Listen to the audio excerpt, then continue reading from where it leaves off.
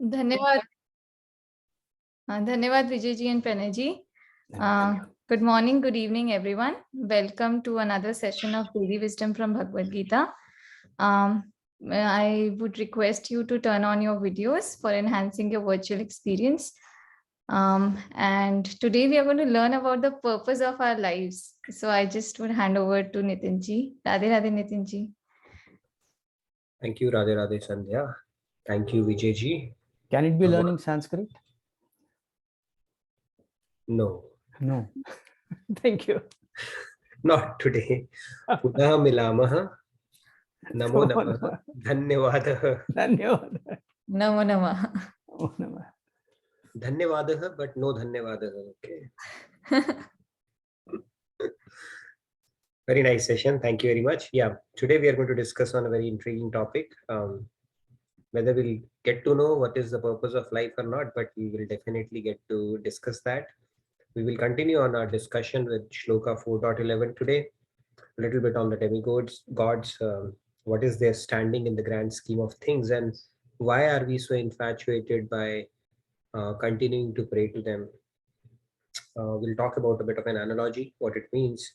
So let's get started, and then we have I'm looking forward to that, a presentation from Manish ji today. Less of a presentation, more about something he wanted to share with us. I really look forward to hearing from you, some realization, some experience he had recently. So let's get started. Good morning, good evening, everybody. Radhe Radhe. Welcome back to our daily wisdom from Bhagavad Gita sessions. Hope you had a great weekend and a great start to your week as well. I'm excited to be back and I hope the feeling is mutual. So let's get started. Let me share my screen and we will get started.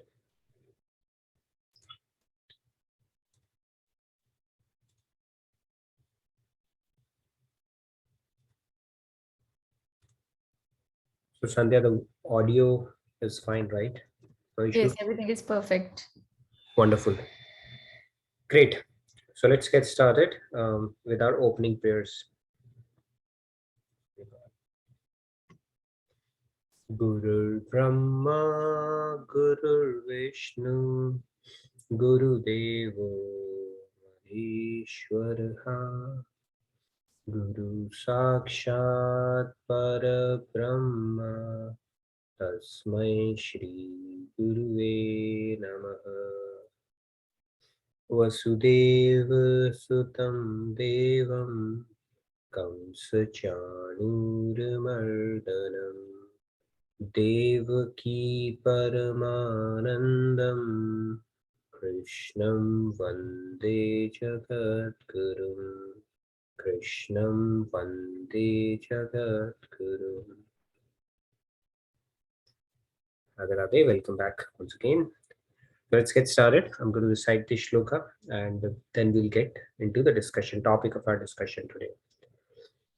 Kankshanta karmanam siddhim Vyajanta iha devataha Kshipram hi manushe loke Siddhir bhavati karmaja. All right. Do we have any volunteers? Want to take it on? Ashutosh ji, Radhe Radhe. Radhe Ashutosh ji. Radhe Radhe.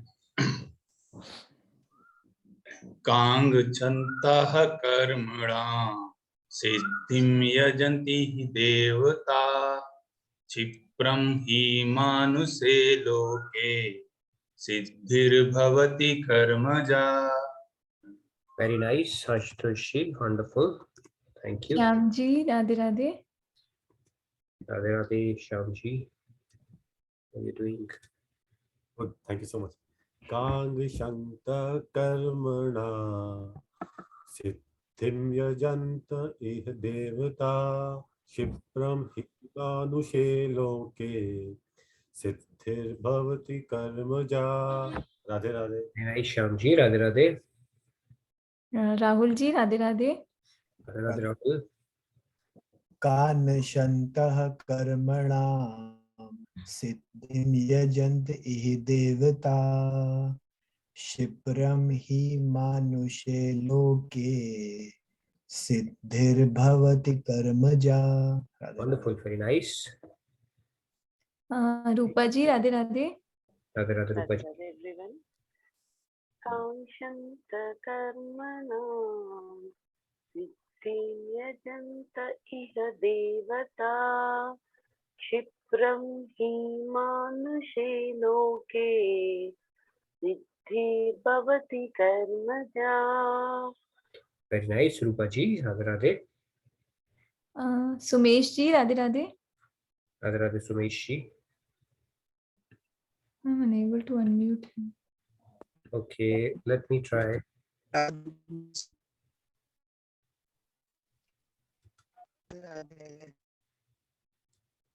You're not able to hear.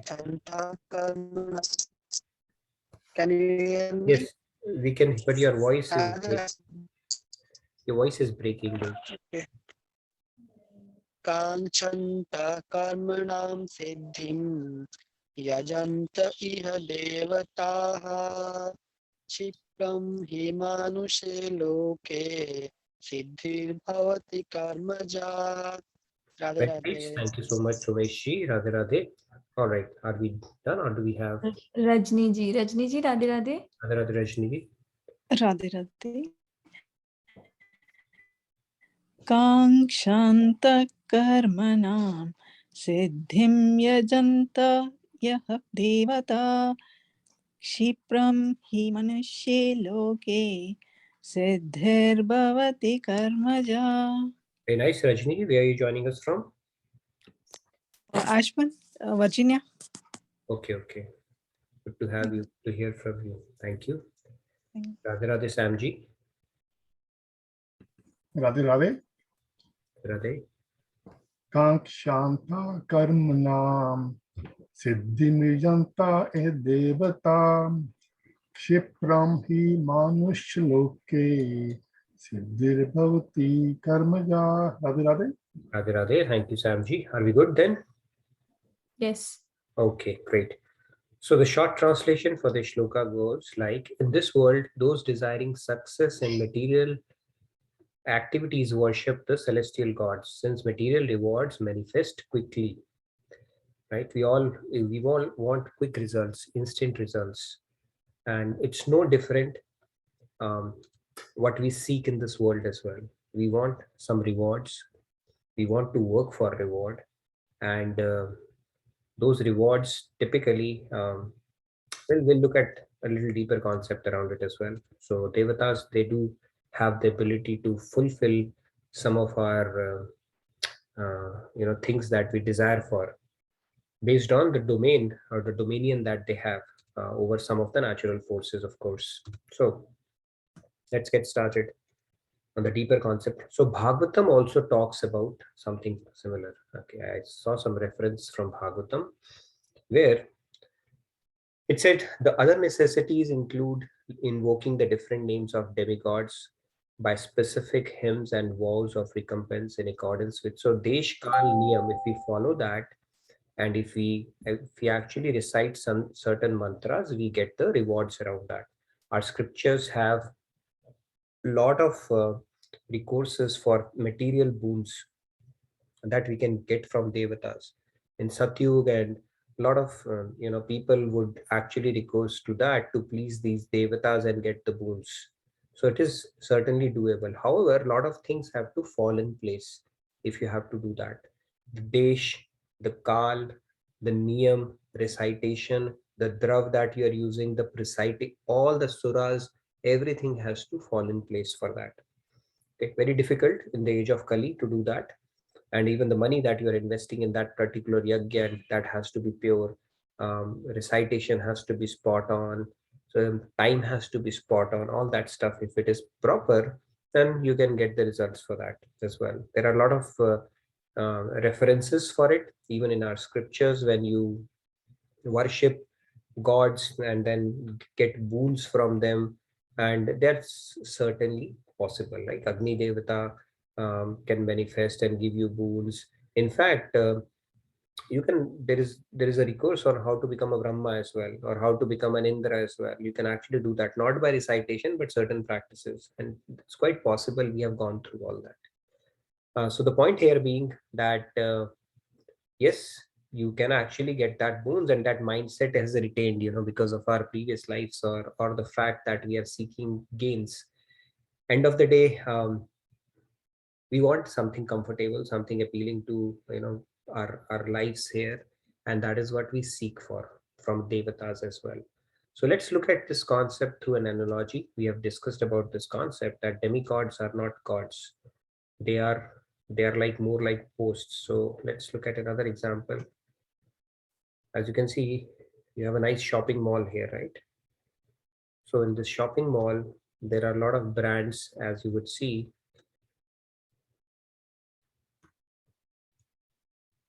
So these brands like Levi's, Nike, Coach, Louis Vuitton, are these the owners of the brands? They're not. Right? They're not the owners of the brand. They're simply running the franchisee, and it can keep, changing. Basically, the owners will keep on changing. So the point here being that the owner, actually the source of that thing, is something different, but we look at it as a face of that brand, that this is the shop where I'm going to get this brand. Even though the source for that is somewhere different, right? You may go to a factory outlet, even that is not a source. You actually go to the source where it is created. That is what the source is, but then it becomes the face of that brand. Similarly, devatas, even though they have the powers to give us boons, they are not the source of that. They are also deriving their powers or the capacity to even give us boons from somewhere else. And that somewhere else is, let's look at it. Now, people think that because they can get things of material desire by worshipping demigods, it's better to go to them than to go to Lord Krishna himself. We have seen that in Govardhan Leela as well, because Indra would bestow rains, and because of which you'll get grains, and cows will be able to give milk, and they would be able to churn butter out of it. And butter used to be the gold standard those days, right? Like today we talk about dollar, butter used to be the gold standard to barter things. Okay, one of the many reasons Krishna used to steal butter as well, so that his asakti in that butter, because people used to find it very valuable. Right? Even for guns, they used to give it as in form of tax, and butter used to be a very good thing to trade or barter things those days. But because that valuable thing was coming from grains and then rains, and then they used to worship Lord Indra, demigod. And Lord Krishna challenged them a bit. He said, why do you have to do that? If you have to worship, let's worship Govardhan. Right? It's part of his job function to do that anyways. Right? Indra is Indra, and he has to do his job as part of his job function or the duty that has been assigned to him. Why don't you worship Govardhan? And Govardhan, by the way, was a Vishnu avatar. He took on a form of Govardhan in Krishna avatar. Okay, now you will say Krishna was a Vishnu avatar, but let's not get into that. So this is how Leela Kshetra, a lot of things happen. So when this thing happened, Indra became upset, and not surprisingly, he's also under the sway of Maya, Kam, Krodh, Lobh, Moh, all that stuff.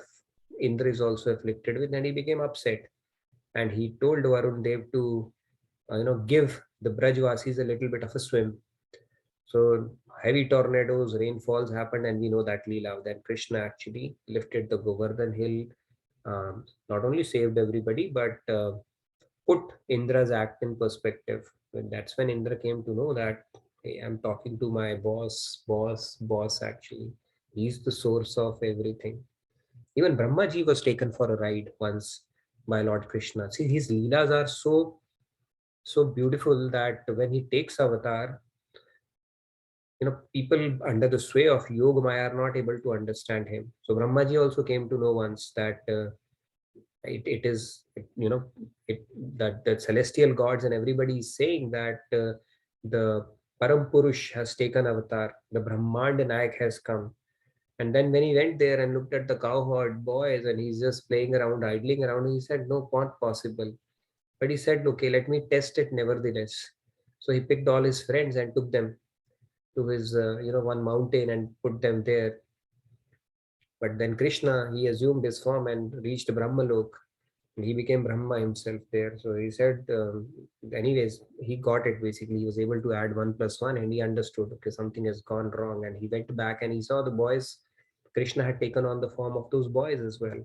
And that was indirectly fulfilling the wishes of all the gopis who used to idolize Krishna and used to think only if our son was like Krishna. And he gave them that, okay, tathastu, during that time period. Everybody, Krishna became all the Gwalbals there. So Brahma was able to understand. Anyways, when Brahma went to meet him, Dwarpal asked him, who are you? And he said, tell Krishna, Brahmaji has come to meet him. And Krishna said, which Brahma, by the way? And Brahmaji came to know that, okay, he's not the only Brahma. There are so many Brahmas out there. So anyways, Krishna Leela, he would do all these kind of Leelas, but it's very difficult to know when God comes. And his Leelas, we cannot really dissect with our material mind. So God's Leelas are not to be dissected, analyzed, setting with this little bit of an intellect. We just have to learn lessons from that. And one of the key Leelas that he did was to put demigods in perspective. Okay, because Indra and all the celestial gods, they derive their powers from Krishna only. Now, what we are talking about here is that if we seek worldly gain and worship the celestial gods, right? We would talk about the concepts of mannat and pleasing certain celestial god. All that is fine, but we have to understand the big picture around it as well, right? If you look at it, there are two possibilities. One is, there are two things, outcomes basically. So what these celestial gods can give is material. First of all, they don't have an ability to give us something divine because they themselves are material. They can only give what they are capable of giving. They are at a higher stature than us because of their pious deeds. We can also become them, but then they cannot really take us across the material ocean because they are also rotating in this material ocean. And secondly, the boons that we get is temporary. And most importantly, if you look at it, all of it is derived from the Lord himself. They are given only by virtue of the power they have received from Supreme God. So that is the powerhouse actually, which is giving them the very ability to be able to even bestow the boons that we talk about. Now, one would wonder that, so let's look at another story here. So we had this Saint Farid. I think the story came up in our previous session as well. He went to meet Akbar. He was a powerful king in Indian history. He went to meet him. And when he went there, he peeped into his room and he was offering prayers to God. And Akbar was asking for, he was an emperor, right? He was a king. He was asking for a more powerful enemy, bigger treasure, just success in battle. That's what we do, right? Then we go to God, give me this, give me that. And without disturbing the king, Farid returned to the royal court. And then he saw that, but he returned to the royal court. And then Akbar came to know, and Akbar was, he waited, and then Akbar asked him, okay, what can I do for you? Because he saw him. And is there anything that you wanted? So Farid said, his reply was classic. He said, I came to ask the emperor for things that are required for my ashram. But then I saw you are also a beggar before the Lord. Then why should I ask you? I should directly go to the Lord himself, right? Why should I deal with a broker? Let me directly go to the party. So that is the concept here. Now, there's another story of Jiva Goswami. Jiva Goswami is a guy, he saw, this thing thrown in a dustbin, the philosopher's stone, the Parasmani, the Paraspathar rather. Anything that touches that becomes gold. So he saw that being thrown into a dustbin. So this king picked it up and said, why is it there, Jiva Goswami? Nevertheless, he thought that it is something that he can turn everything to gold and everybody desires to get to the next level. But his, thinking mind said that Jiva Goswami has thrown it into the dustbin. That means he might be having something more precious. So he asked Jiva Goswami, you have thrown it. That means you have something more precious. What is that? So Jiva Goswami told him, if you really want that, then you'll have to throw it back into the dustbin. So king deliberated for a bit, it's like, shall I throw it? Because I know for a fact it turns everything to gold. Let me multiply by money, right? Those days they did not have train tracks, right? Otherwise, somebody would have thought, I'll just touch it to the train track and bingo, everything is gold. So he was deliberating, and finally he said, okay. He said, okay, he must be having something more precious, so let me gamble on it. So he threw it and went back to Jeev Goswami and said that, okay, now tell me what is more precious. He said, I have God's name. It is even more precious than this Paras money that you have. But you got to have belief, right? It is much more precious. Now, the reason we go there, now before I get into that, why do we do that? If you think about it, it's just like this material world is called the reformatory for the conditioned souls. It is a reformatory for the conditioned souls who have turned their backs to God. Now, when you are in a reformatory or a jail, what is the more smarter thing to do? To think about getting out of the jail, or making forging alliances with people, inmates, or a little bit of people here and there to get a good tea and a little bit of comfort and thing kind of a thing. What do you think is a more smarter thing? Just having some kind of a game plan strategy to get out of the jail, or building some connects like they say in India, right? What did they use that word? Jugaad within the jail itself, so that I can have my tea, I can enjoy some comforts and all that stuff. What do you think is a better strategy? And we'll come back to that question. Just hold on to that. So essentially, yeah, that's what we do when we go to Devi Devatas and ask for things. Rather than tackling the bigger part, we are actually tackling things which are not going to take us very far anyways.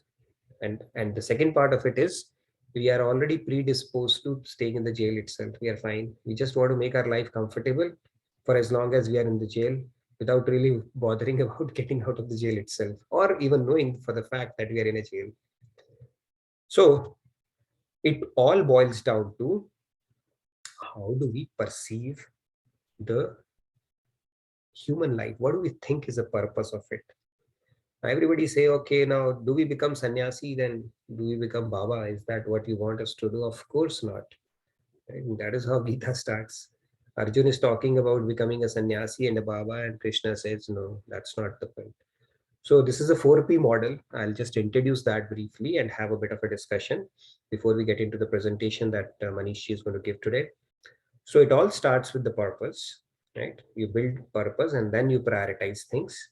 And then obviously that prioritization has to translate into some kind of a productivity. And then finally it leads to profit. We have to be profitable, not only for ourselves, but for God as well. End of the day, we have to become profitable servants of God only. Why? For as long as we are here, but that can wait. At least we need to be profitable for ourselves, and that will only follow if we have a sound purpose to back it up. And that is what we are going to talk a little bit about. This is a very important concept taught in management. It all starts with the purpose. So when the organizations, the consultants come, those suited up guys with briefcases in hands, and they are paid a lot of money, they start with this basic question: what is the purpose of your existence? Tell us that. Why did you float this company? Right? You start with your mission and vision statement and all that stuff, right? We get hung up in making profits, but then they say, what do you stand for? Why did you start this company to begin with? Tell us that first. And now we are going to build on that. Are you resonating with the purpose where you started off with, or have you lost that cause in the middle of so many things that you're doing, and end of the day profit making is the only thing that you're thinking about? It all starts with the purpose. And if you look at it, even our life, whether personal life, family life, it can also be divided into these 4 parts of the iceberg, as you can see. Profit that you see right at the top is just the tip of an iceberg. Even with the prodigies, forget about the prodigies, even the people who we see, they are very successful in life. We just see the success part of it. We don't know the base of that iceberg, how much effort has gone into it. In fact, in making anybody great, we talk about Bill Gates. You know how much coding he had done by the time he turned 10 or 12? Unbelievable amount of hours he had put in. Mozart, the magician, you would be surprised to see how many hours of practice he had put in. So we see just the tip, but behind it is a lot of effort that goes in and everything. Now, the base of the iceberg, like I said, is purpose. Then comes priorities, productivity, and the tip is the profit. That is what we end up seeing. And we say this guy is lucky. We forget about the amount of hard work that person would have put in to get to the stage that they are in. And this is the way even the management gurus look at anything. End-to-end affairs are handled in corporates. It all starts with purpose. So with that, let's have a bit of a discussion, and then we followed by a presentation where I'm looking forward to that. I think Manish, she wants to share some realizations we had over the last few days, maybe a couple of weeks, and we'll get into that. So let's get this going. What do you think is the purpose of human life? Now, I would throw out the thing is the purpose of living. Obviously, God has created this world, He's given us everything, this raising kids, having family, taking care of parents, and just be normal, regular life. That is what purpose. What else is there, right? That is a very, very common argument that comes. So let's say if we were to distill it down to one or two or three things, what those would be? What is the purpose of human life? Why are we born here? We didn't control which family, what time, which country, which religion, which gender, nothing. So we were put in here. Okay. Now we have to do something here. What is the purpose and the sole purpose of human life? If this game is orchestrated by somebody divine, there must be some reason for that. Or is it just like somebody's having fun at our expense and we also should have a one life and just enjoy it, and who knows what happens? Let's get this discussion going. It's an interesting topic of discussion. And for as long as we are here, what's the harm in going to Devi Devatas and making our life comfortable? Now that we are here, let's at least make our life comfortable. What's the harm in that? Okay. Shri Ramya ji says to develop love for God. That's the purpose of life. And she also says to get rid of all our anarthas, which we have accumulated, the cleansing part. Great point, Shri Ramya ji. Beautiful. But how do we get to the part to bring our intellect up to acceptance, that love for God? It's a very, very deeper concept for sure, right? So the love for God, I think you've gone to really the key point here. Let's hear from other participants as well.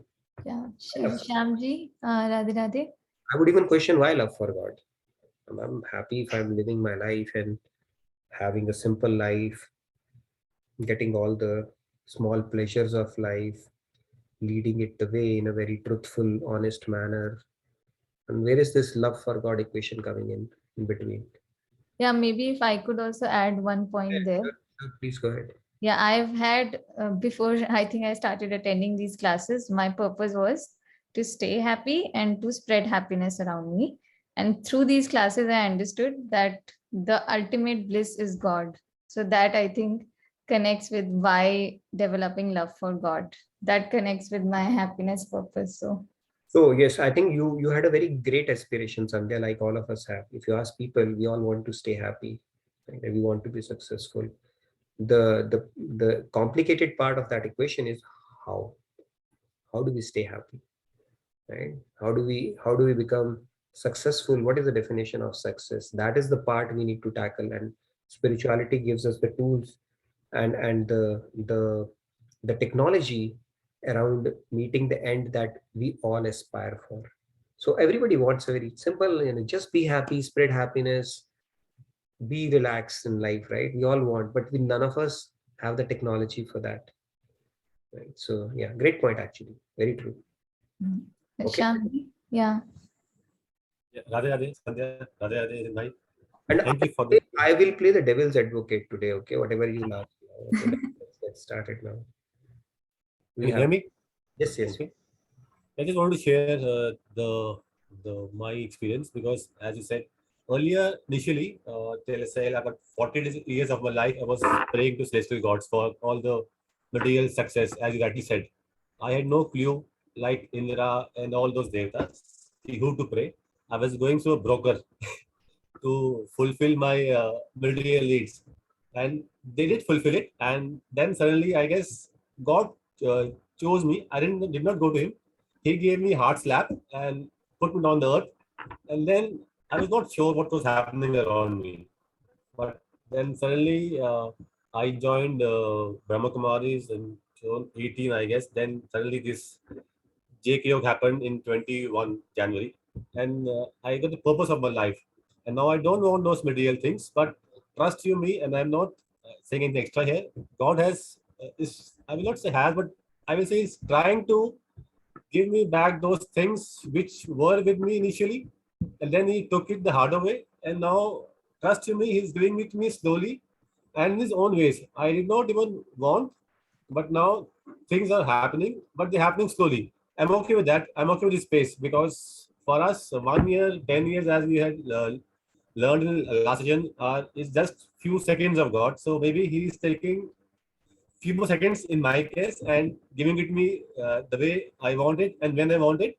And now I know who to pray, and so I have dropped all the brokers in between and trying to go to the main source. And yes, that's the way it is. And trust you, my things in life are falling in place with being spiritually there, and material things are just falling. I don't have to ask for it, and they're just coming my way on their own. That's my case. Rather, my. And I'm Realization. sure I'm putting a point forward. I hope it makes sense.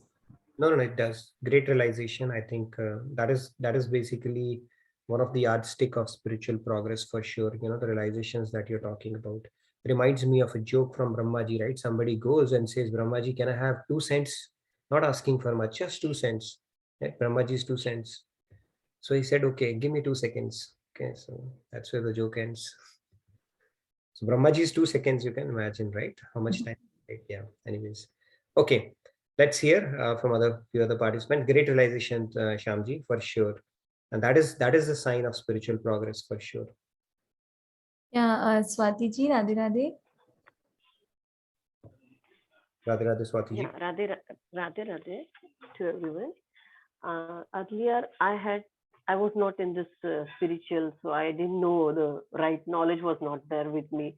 So everybody has that material Maya. Same thing was my goal. Like I want to get my focus in the career. I want to earn more so I can live the life comfortably, because I thought this material thing gives us happiness. But it was right that it never satisfied. Like this time I got this much money is not enough. Still I got more. Still I was not satisfied. So it kept on increasing, like the greed things happen. So money is not giving us happiness. That now when I have got the right knowledge and my right goal I have got, what is the purpose of my life, I'm so happy that Swamiji and Maharajji has given me a new path and this spiritual life. I have come into this since this few months, only 3-4 months. I'm very happy. And in this 3 months, my growth, I can imagine like how I have grown from all the greed has gone from my mind. Now this world desire is totally out of my mind. And now my goal is only Bhagavad Prapti. And I want to get that God realized. And now my purpose is that I should be humble. And God has sent us in this world to purify our heart and get that God realized.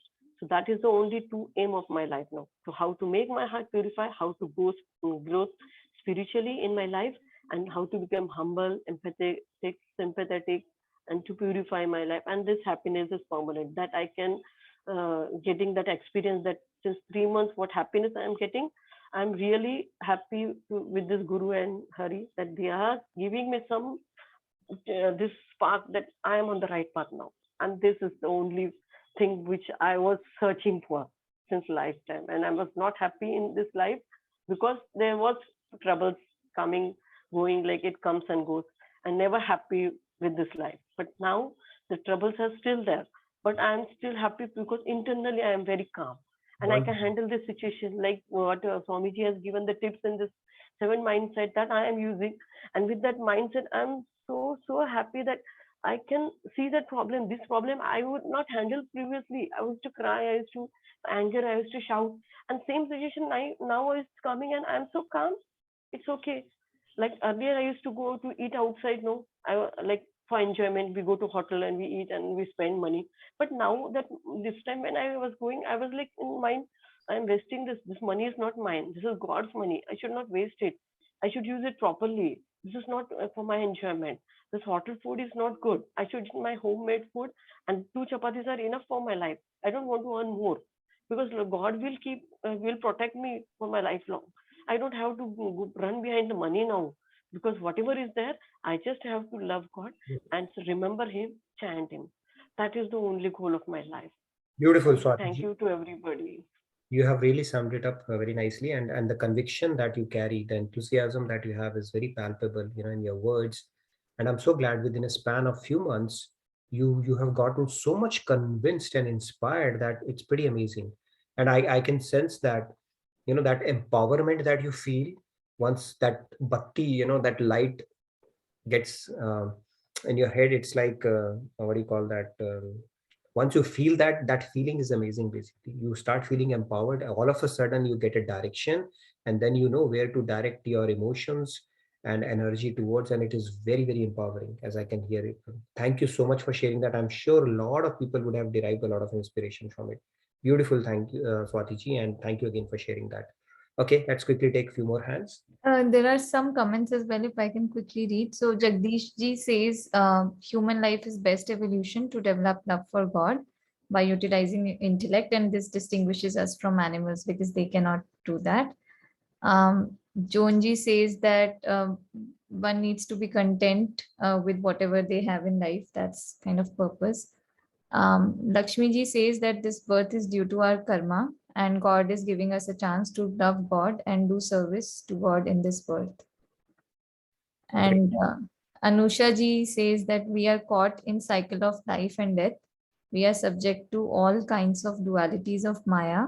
At the same time, we are seeking bliss, but not in the right direction. Hence, we need to seek and prioritize obtaining divine bliss, which is the sole purpose of human life. Beautiful points. Very nice. So let's hear from other participants as well. Quite a few hands are raised. Let's quickly hear. And around 9:40ish, 9:40, 45, I will give it to Manish for his sharing today. By the way, I just wanted to let everybody know that we will not be having session this Friday. Sorry about that.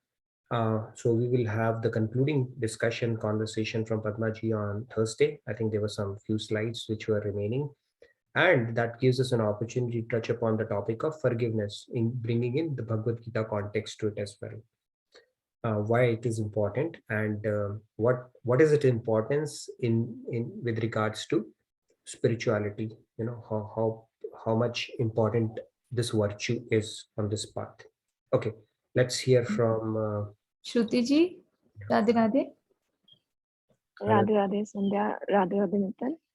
So the sole purpose of human life is spiritual growth. Now, different people understand spiritual growth differently. I understood it like when I began on this path. So I thought spiritual growth, one of the benefits is gaining siddhis, a telepathy and all that. That really was very interesting to me. But now I read through knowledge and realizations. I've realized that that's the gaining siddhis and accumulating material wealth. All this is not the purpose. They are actually just a part of living here.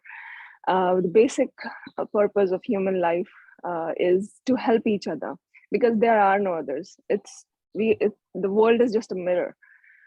So whatever we see, it's just a reflection of us. So we have to help others, to help ourselves, to lift our, improve and improve ourselves in every way possible, improve spiritually.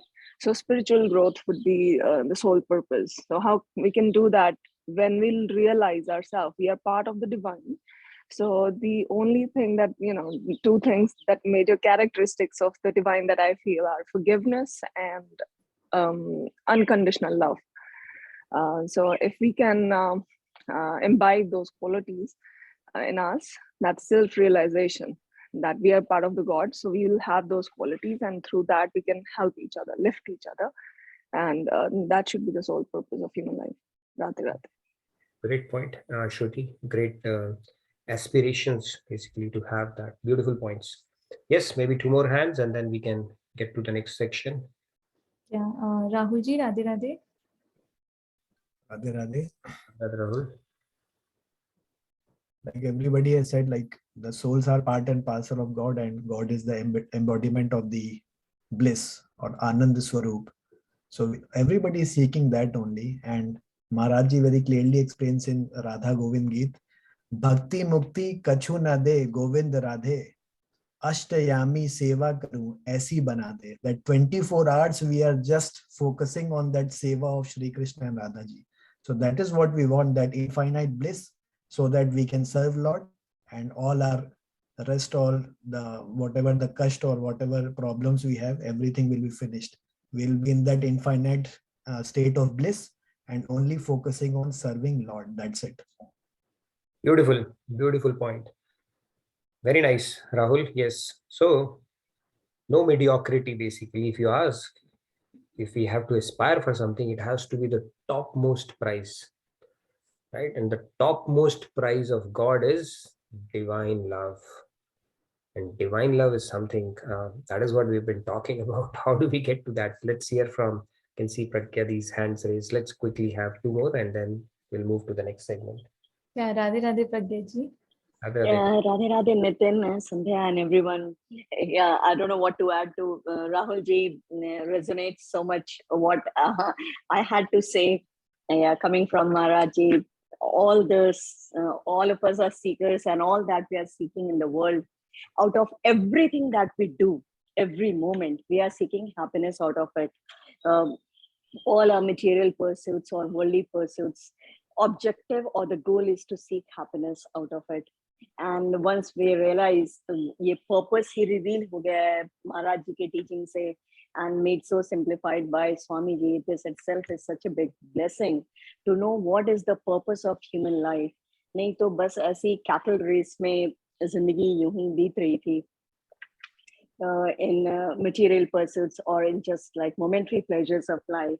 So yeah, all of us have, I think everyone who has spoken say that, yeah, we are the soul and seeking spiritual happiness, being part of that Satya Chit Anand, that, and being the tiny fragment of God, the soul, all the time it's seeking to connect to the supreme soul.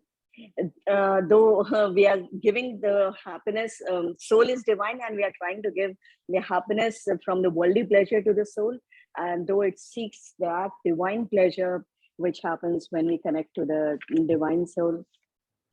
Yeah, that's it. The purpose of human life is to maximize our connection till we realize and till we meet our real father or real benefactor or everything, sarvasva. Beautiful. Yeah, thank you. Radhe Radhe.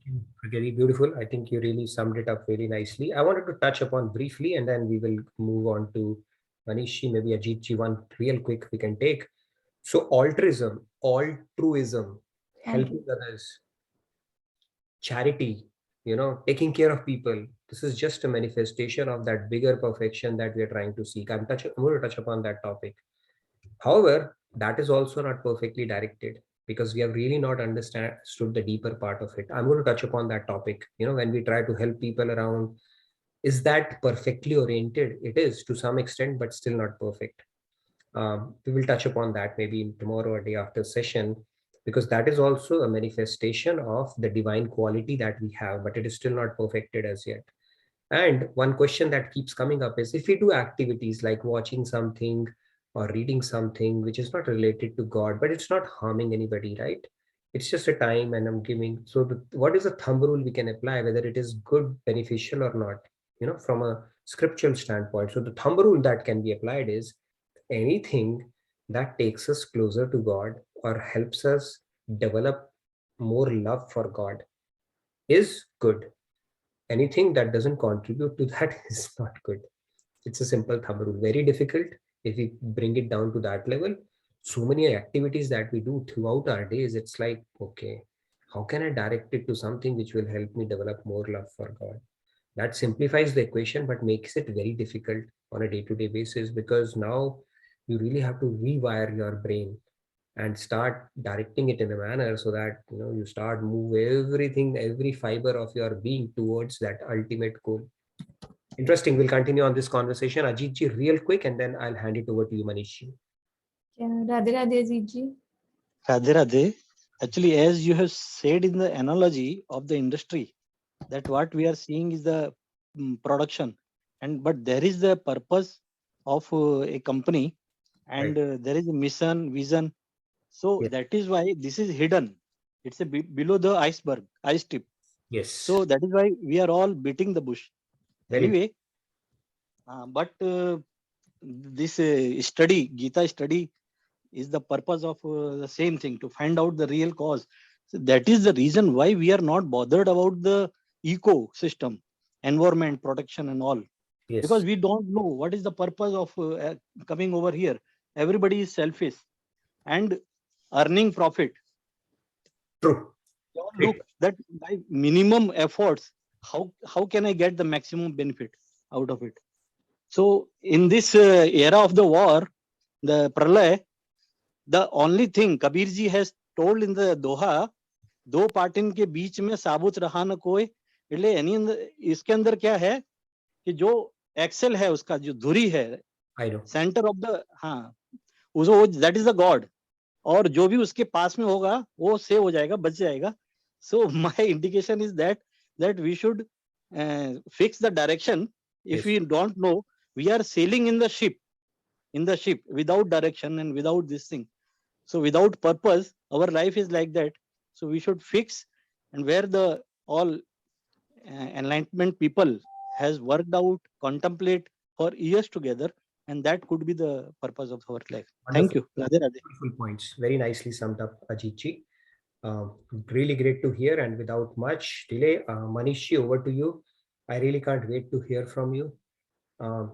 Let's welcome Manish ji, and over to you, Manish ji. Are you able to unmute yourself? I would let you talk about your experience that you wanted to share with our entire group. So, yeah, can you hear me? Yes, we can hear you. Let me put you on spotlight. Okay, good. Okay. Radhe Radhe. Thank you, Nitin ji. Thank you, Sandhya ji. Radhe Radhe to everyone. It's not really a presentation. I'm trying to just share a story of my life, that one of the most frightening story in my life, as well as a day, as well as what I see as one of the miraculous day as well.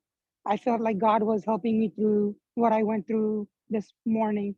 So first of all, hope God gives me the strength to get through this, because it's kind of tough, but I want to share it so that maybe it can help someone.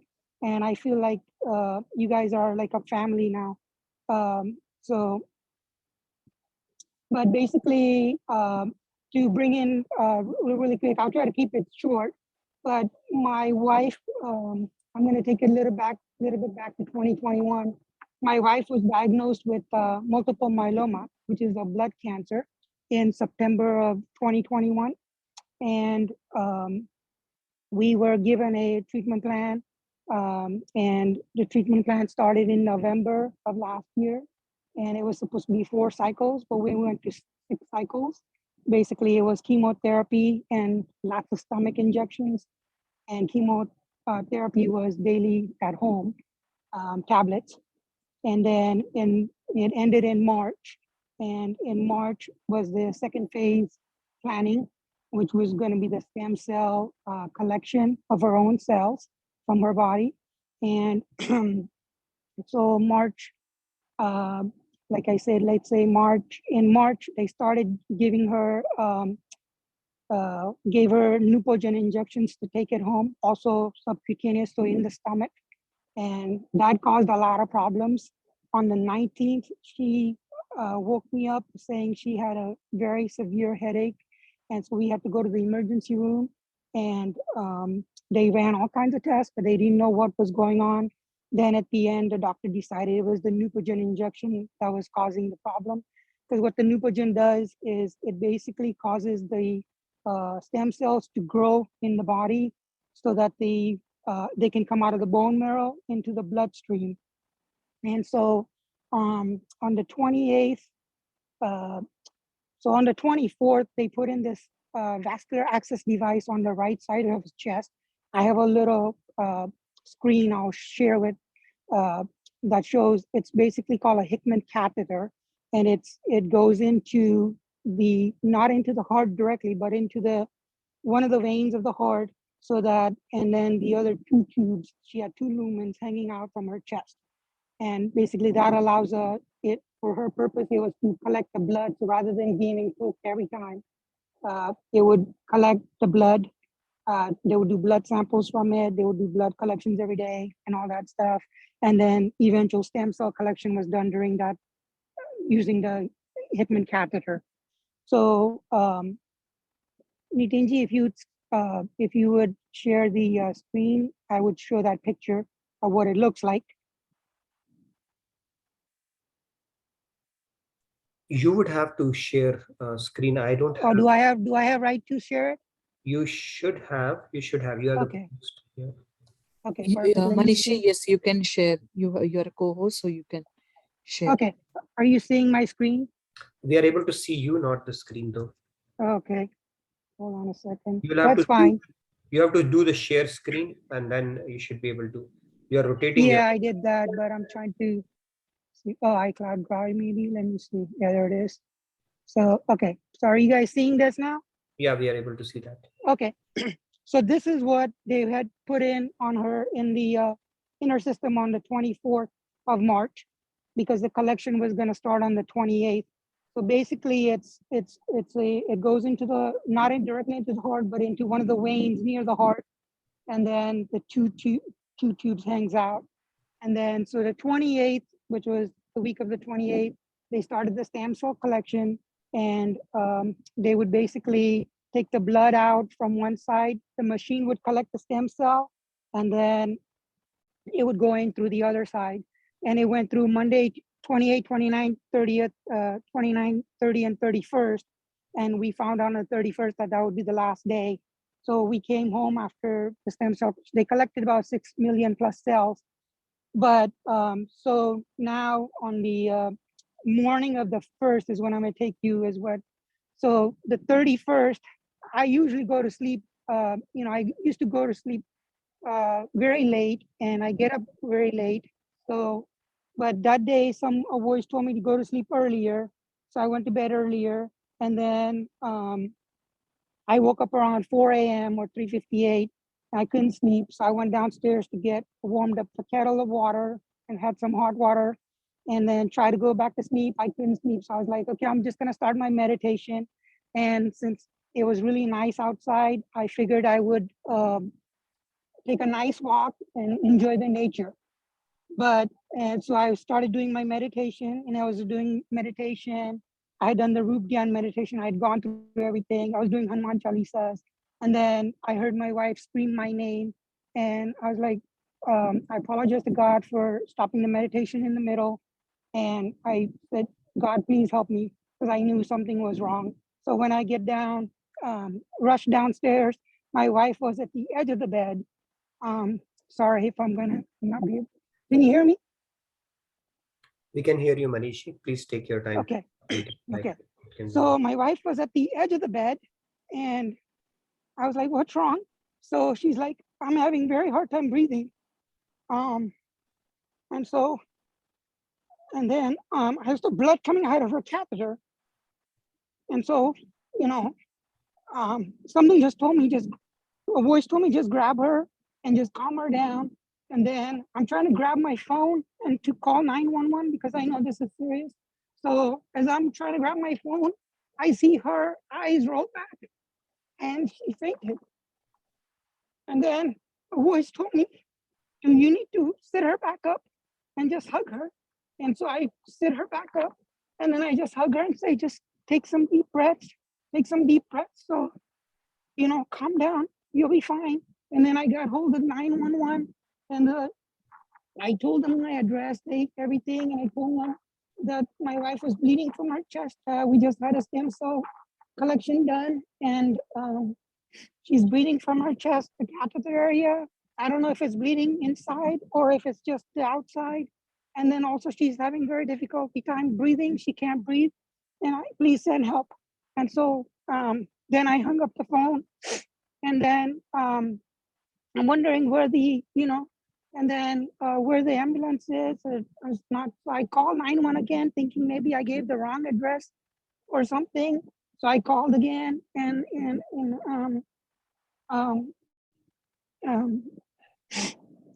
sorry, I called, and then I verified to say, are they coming? What's going on? Did I give the wrong address by mistake? And in the meanwhile, while before while my wife was feeling a little better, I grabbed the towel to compress her chest so that she could stop the bleeding. And so I told her to hold it. And then I called 911 again. And then they said that we have all the right information, everything. I go, the alarm system is on. I have to go down to open the door, but I don't want to leave my wife alone. So she stayed on the line. She started talking. I go, and I checked from the blinds to see if the ambulance come, and nothing yet. And then a while later, I heard some noise. And then I rushed downstairs. I told the lady on the 911 call that I'm gonna disarm the alarm, and I'm just gonna go down and open the door, and then open the door, come rush back up. And then they had finally come. So I said, I'm gonna go down. And I just told them as they were coming out, just come upstairs, make yourself, come on in. And then they came in, and my wife was able to respond a little bit. They brought the stretcher, but they couldn't bring it up. So they brought her like a gurney chair type thing, and they took her. And then I gave the head of the person, ambulance person who was asking me all the questions, all the medicine. I gave him my wife's cell phone and everything. And they were just going to decide to take her to Centinela Hospital nearby. And then at the end, they decided, I think something told them. So I feel like God was really helping me through all this, and told them to take her to Harbor UCLA Medical, because if it's internal bleeding, they can do surgery right there. And then they just told me to, come take your time, because they're gonna do all the tests and all that stuff. So a few hours later, I came back upstairs. I saw there was blood on the blanket. There was blood on the comforter. So, I put all that stuff in the wash, got ready, and then I called City of Hope, informed them what was going on, reached out to my mother and my brother-in-law, told them all that stuff. And then I rushed over to emergency, and then she was in acute ER. And she texted me that she was on a breathing machine. And when I went to the acute ER, I went in and she was on the breathing machine. They were doing all kinds of tests that they didn't know what was going on. Everything was coming up normal, but she still had a hard time breathing. And then they finally put her on oxygen, took her off of the breathing mask and put her on oxygen. Took her to, they transferred her to ICU, and in ICU she had the P catheter on, so they removed that, and then she had to go to the bathroom, and they brought the bedside, so she stood up to go to the bathroom, pee, and then when she got back, she couldn't breathe again, so they put her back on the breathing machine all of Friday. So this was April 1st, morning of April 1st, Friday morning, right around, I had to make the emergency call around 5 a.m. And then, I'm trying to, sorry, I'm breaking up because it's really emotional, but I wanted to share this. So the ICU doctor, he told me what was going on. They did all kinds of tests, and then they did the ultrasound and all that, and they said it was something with the edema in the lungs. So what happened is, in the process of all the blood coming in and out of her system, throughout, maybe towards the end, some capillary caused a burst or a little leak or whatever, and blood and water got into her lungs, and it caused pulmonary edema, which made it hard for her to breathe. And then so she was in ICU on Friday, and I actually I listened to the class and lecture session from the ICU while my wife was resting. And then this was Friday, and then Saturday they kept her in the ICU overnight because she had the issue again with the breathing. So they kept her in ICU for monitoring. And Saturday they moved her. Sunday morning they moved her. Saturday night they moved her to a regular room because she was starting to get better, a little bit better, still on oxygen. And then Sunday morning they took her off of oxygen, and she was lungs were starting to clear up. And the issue when there's water in the lungs is they normally give you a water pill and then you pee out the water. But my wife is allergic to Bactrim. And unfortunately, the water pill that they use common had one of the ingredients of Bactrim in it, so they couldn't use that. And they were planning to use steroids, but she had gone through so much that they didn't want to use steroids. But luckily, through the mercy of God, everything was fine. And Sunday night I brought her home. But I really feel that everything that happened, I felt like God was helping me through all this. And, and it was a miracle that she's alive today. So that is kind of what I wanted to share. Thank you. Thank you, Manishi, for sharing it with us. Just one thing I wanted to. So, what made you think that you are willing to relive this whole experience? I know it might have been nothing short of. Yeah, I actually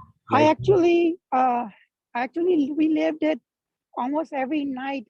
Friday, Saturday, Sunday, and Monday. Tuesday was the only time I did not relive it. I just wanted to share because, to show that God is with us every step of the way. And he helps us in every step of the way. That if I hope to God that nobody ever has to go through this, but know that if you ever face anything like this, God is there for you.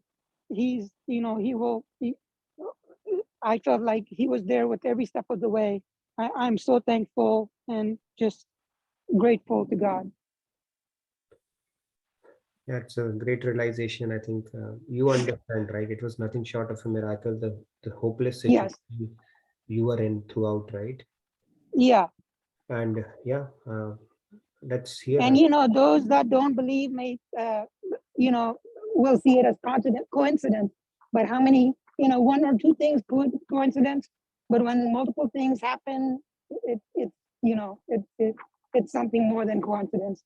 And here we believe, everybody believes, so they will know that it's not coincidence. But so I just wanted to share and say that God is with us every step of the way, and no matter what happens, never ever give up.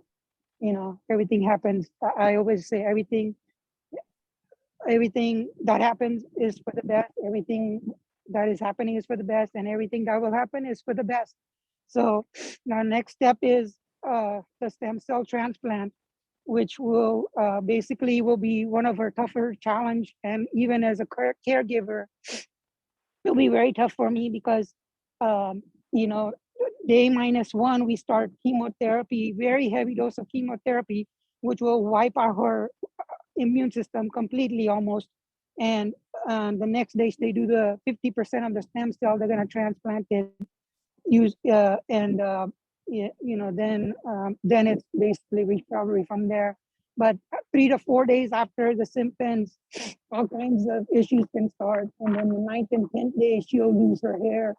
But I know that that everything will be fine, because what happened on Friday, one thing I forgot to say is on Thursday, the 31st, I was on a call with caregiver, and she was going over all my responsibilities in the packet and all that. And I knew God is with me, so I wasn't worried. But one moment I thought, this is a lot of responsibility. What if I make a mistake, or something goes wrong with that I do that could cause harm to her? And this happening on Friday morning, it's one way. God said, my child, I'm with you, and you don't have to worry about anything. So please keep us in your prayers when she goes to the transplant, because we got a tough journey ahead of us still. Yeah, Manishi are sending you a lot of strength and prayers. Thank you. And we wish her a very speedy recovery. But I think you have taken a giant leap with regards to your realization in this, and I'm sure God has a plan and He'll give you all the strength. But our best wishes and prayers with your wife. Thank you. Yeah, Manishji, and I mean, I think all the participants here are conveying the same, and even Ramya ji has said that thank you so much for the message that God is with us at every step, and she's wishing you strength and good health for both your wife and yourself. So thank you, Manishji. Thank you for Radhe Radhe. Radhe Radhe Manish. Radhe. Thank you for coming forward and sharing this story. And the fact Thank that you for letting me give you the opportunity to share it. it's our pleasure. Thank you so much, Manishi. Thank you. You take care. Okay, Radhe Radhe. Yeah. All right. So we have few hands raised. You wanted to make some announcements before that, Sandhya, quickly? Yeah. So mainly two announcements. First, that we have CICE inauguration, where Swamiji will be coming in person. So this is from 22nd April Friday to 24th April Sunday. This is the inauguration of Center for Indian Culture and Education. So whoever is around in Dallas, please try to come and attend and make use of the opportunity.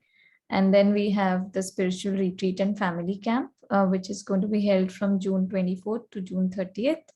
And registration for that, the last date for, I think, early bird ends tomorrow. So whoever hasn't yet registered, kindly do so. Yeah, that's it. And I've posted the links for both of them. And CIC inauguration, you don't want to miss that. We are going to have a walk. We're going to have keynote speech by Swamiji, and it is a magnificent building. So just come over and get your friends and family as well and help us spread the word around this world. So look forward to seeing you in person there. All right. Please do fill out the feedback tracker as well. And let's take a few hands we can see. Thank you again, Manishi. It was a very touching story and a lot to ponder upon. The impermanence of life and how God, that invisible hand, is always guiding us right when it is needed. Thank you for sharing that. Yeah, thank you, Manishi. Padma ji, Radhe Radhe. Radhe Radhe, Padma ji. Radhe Radhe. This is to Manish ji. And we say hope, but I think when situations like this come and repeatedly there is an anticipation of difficult situations ahead, that's when our faith really comes in hand, and constantly reminding ourselves that hope, real hope, is never ever giving up. And today Manish ji has shared his story, and everybody's heart, I'm pretty sure, was beating very at the high rate. But what comes out of that very pounding hearts that we all are on the Zoom call is that empathy and sympathy and compassion and blessings your way and your family way, for more courage and blessing from the God. And the third thing is, there are always situations and people who are rightfully placed in your path of struggles, who are willing to listen to you, who are willing to take the burden of listening to us and take that emotional burden out of our shoulders, even though we cannot take the burden ourselves, but just giving that space for another person to listen and expand our wings and love and empathy and compassion for that person, for that moment, and willing to expand that is God designed. And this platform, Nitinji, Sandhya, and everybody else who is actually listening to you, we don't end here. We would be constantly pondering upon your family's well-being and thinking about you guys, and that is what it was designed for. And you coming up, actually sharing that story, we will all be thinking about you and supporting you any which way. And then I'm pretty sure you want to reach out to any of us and then talk. That talking process and emotional burden is a huge, great deal when the people are going through struggles. So we're all there to support you. I'm personally there. if there is any way that I can listen to. So my blessings, everybody's blessing, I'm speaking for everybody. I'm pretty sure I can really and speak for them to say that the thoughts of your family and you taking the courage and coming here is with my heart and everybody else, and praying, Lord, as I would pray every day for your wife's well-being and your well-being as well. Thank you. Thank you, Padmaji. Very rightly said. Manishi, you can always bank on us, just a quick call away. And I know it helps actually sometimes just having a talk around it and letting out what you think. So please feel free to, and any whatever way we can help. So don't hesitate. And the fact that you came up and consider it as a close group and you felt like sharing itself, speaks volume about how comfortable you feel in this setting. So very good to know, and I'm sure God will give you strength, and your wife will be in our prayers throughout. Do take care of yourself. Okay, one more hand. I think we can wrap it up after that. We are a little over as well. So yes. Yeah, Kumarji, Radhe Radhe. Radhe Kumarji. Radhe Radhe, everyone. Manishi, a very touching story, and how you explained the whole thing. Our thoughts and prayers, again, as Padmaji said, and Ajayji said, and everyone said, our thoughts and prayers for you and your family, your wife, and to come out of this, now, and become normal as quickly as possible. So, I have faced certain things just recently with one of my relatives, one of my closest relatives, and I can, it's not immediate family, but still, it is such a thing to go through this. And it's very therapeutic when you come out and tell this out to a set of empathetic people, which the JKO group is, right? When you're on the spiritual path, and if you don't have empathy, then you better not be on the path. So one thing which really, really, again and again reminds me is to have these three thoughts in mind, which you also said. And this very first time I saw it was in my friend's house in a refrigerator. His wife had put a note there saying, everything happened is for the good. Thing happening is for the good, and everything what will happen. I said, this one seems like a good thought. I thought it was the English writer who wrote that. And then she said, it's from Bhagavad Gita. I said, why didn't you put Bhagavad Gita at the bottom of it? It's such a great thing. Now, when my father passed away, long time back, I'm saying because, it was a very harrowing experience, because my house is in the thick of the town, around 10 doctors in the town near my house, within a radius of like 5-minute walking distance.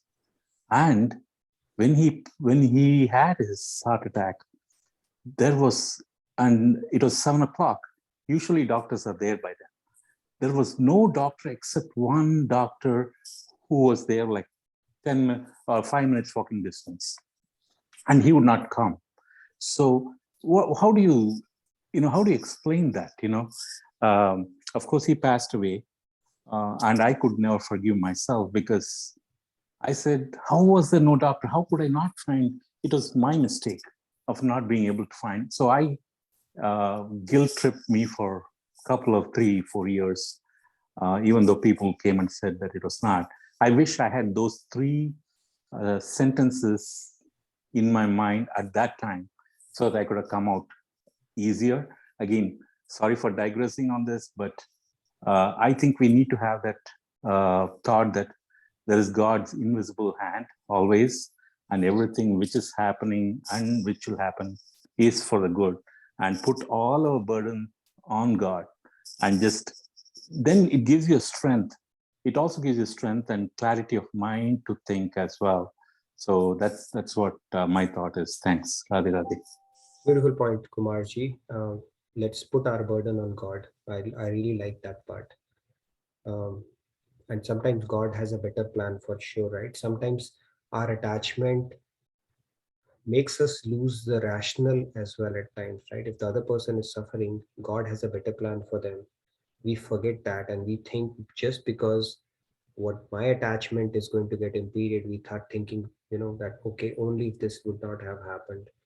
But yeah, God has a plan for everyone, so we need to have that faith, that trust, and the fact that everything is happening for a reason. It's not that everything is within our control. It's not that everything has to happen the way we think it should happen. And that is where the faith kicks in, and that's where we can derive a lot of strength and inspiration as well, that there is somebody who has a better plan for everyone around us, including us, and everybody around us. That faith can give us a lot of strength, resilience within as well. Beautiful discussion. Manishi, again, our best wishes with you. And like I said, feel free to reach out. I'm personally just a text message or a call away, like we've been exchanging notes of late. And just stay strong, and you'll be, your wife will be in our prayers for sure. And thanks again for coming out and sharing it with all of us. Let's do our closing prayers for the day. Whoever wants to take a lead today, let's do that. Sandhya, you want to do the honors, or? Yeah, sure. Even Shamji, I think, wants to. Sure, Shamji, please go ahead. Yeah, Radhe Radhe, Shamji. Radhe Radhe. Om sarve bhavantu sukhinah, sarve santu nirabhayantu, pashyantu ambhave. Om shanti shanti shanti. Radhe Radhe. Radhe Radhe. Thank you. Radhe Radhe. Have a wonderful day and a great rest of your evening ahead. Stay blessed, stay safe, and I look forward to seeing you tomorrow, where we'll continue our discussion on purpose to priorities and further up the pyramid. Thank you again, Radhe Radhe, and thank you so much. Everyone. Good night. Good day.